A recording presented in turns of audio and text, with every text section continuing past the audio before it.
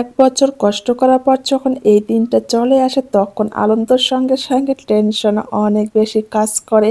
একটা সময় নিজের পরীক্ষা নিয়ে টেনশন করেছিলাম, এখন ছেলের পরীক্ষা নিয়ে টেনশন করতেছি। যাই হোক, রান্না বান্না শেষ করে স্কুলে চলে এসেছি। রেজাল্ট দেওয়া শেষে কিন্তু বইও হাতে পেয়েছি। মুরসালিন তো নতুন নতুন বই পেয়ে এত বেশি খুশি হয়ে গিয়েছে।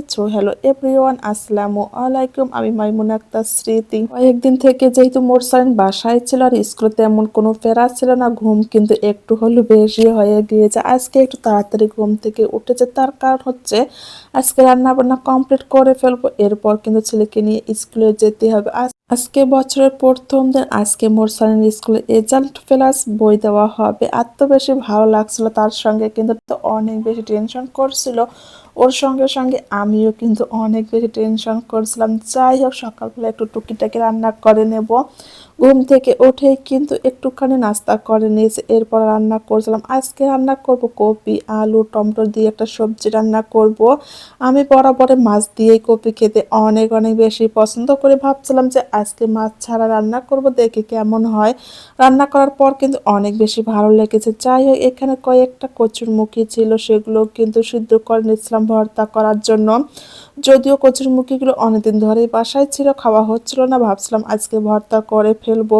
এখানে সবজি কচুরমুখীর ভর্তা এবং ডিম ভাজি দিয়ে কিন্তু আজকে দুপুরে খাওয়া দাওয়াটা কমপ্লিট করব। যদিও এখন প্রায় সকাল 9টা বাজে, আমি কিন্তু দুপুরে রান্নাটা সকালবেলায় করে ফেলতেছি। তার কারণ হচ্ছে স্কুলে যেতে হবে, যেহেতু আজকে রেজাল্ট প্লাস বই দেওয়া হবে, অনেকটাই কিন্তু লেট হয়ে যাবে। রান্না বান্না না করে গেলে অনেক বেশি টেনশন থাকতে হবে। এই জন্য আজকে তাড়াতাড়ি ঘুম থেকে উঠে ঝটপট করে রান্না করে নিচ্ছিলাম। বাকি কাজগুলো কিন্তু বাসায় চলে আসবো, এরপরে করে নেব। একটা সময় ছিল নিজের পড়াশোনা নিজের পরীক্ষা নিয়ে অনেক অনেক বেশি টেনশন ব্যস্ততা যেটাই বলুন না কেন, অনেক অনেক ভয়ে ছিলাম। কিন্তু এখন যখন পড়াশোনা শেষ করলাম, ছেলের পড়াশোনা নিয়ে এখন অনেক বেশি টেনশনে থাকতে হচ্ছে। 2025 সাল কালকে শেষ হয়ে গিয়েছে। এই 2025 সালে কিন্তু আমি মাস্টার্স কমপ্লিট করেছি, আমার কিন্তু পড়াশোনা শেষ। এখন ছেলের পড়াশোনা নিয়ে অনেক বেশি টেনশনে আছি। ওর রেজাল্ট কী হবে এটা নিয়ে তো এত বেশি খারাপ লাগছিল যেটা বলার মতো না। যাই হোক, আলহামদুলিল্লাহ ছেলে পাশ করেছে, এটাই অনেক। এখানে রান্না বান্না শেষ করে ভর্তাটাও করে নিচ্ছিলাম। আমি ভাবছিলাম যে যেহেতু আজকে রেজাল্ট দিবে প্লাস বই দেওয়া হবে, একটু লেট করে যাব। এখন কিন্তু প্রায় 10টা বেজে গিয়েছে, আমি 10:30টার মধ্যেই কিন্তু স্কুলে গিয়ে পৌঁছেছিলাম। যাই হোক, আজকে অনেক অনেক বেশি খুশি হয়েছে। মোরসালে নতুন বছরের প্রথম দিন নতুন বই পেয়েছে, নতুন ক্লাসে এত বেশি ভালো লাগছিল। ছেলের এই খুশির মুহূর্তটা দেখে আমার কাছে তো অনেক অনেক বেশি ভালো লাগছিল। মনে হচ্ছিল যে এক নিমেষে আমি যেন ছোটবেলায় চলে গিয়েছিলাম।